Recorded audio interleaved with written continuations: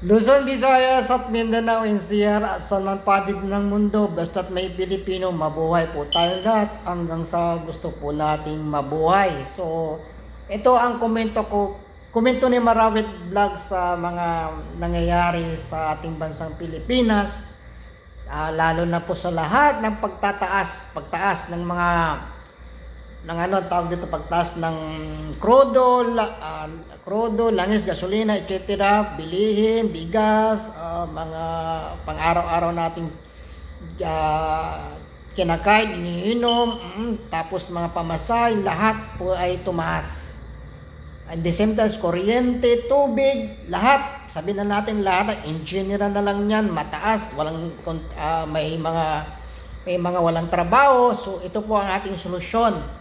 Kung ako yung pong ibubuto at gagawin Prime Minister, kasi halos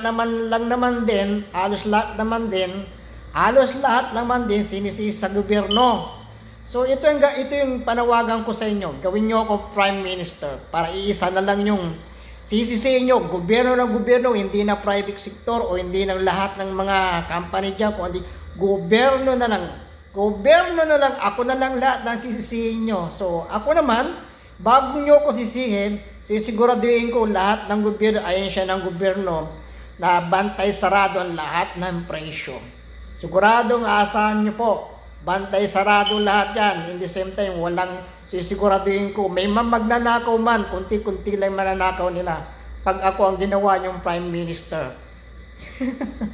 Okay lang, joke lang po. Gawin na natin ng kasi wala namang sinisisi lagi ng mga sabi natin ng mga nagkukulang pag nagkukulang ng kaalaman o nagkukulang ng malawak na pag-unawa, lagi na lang sinisisi gobyerno na nangyayari sa kahirapan. So pwede nga lang magmura, no? Pero isipin nyo na lang din. So, saan mo nang galing yung kahirapan na yan? So, gawin nyo na lang may Prime Minister para isaan na lang yung yung sisisiin nyo, gobyerno.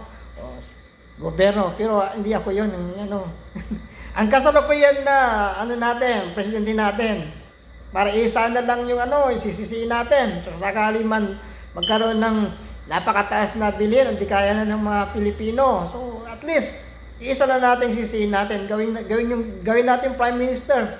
Kung gusto nyo po, so God bless po. Yan po ang aking komento.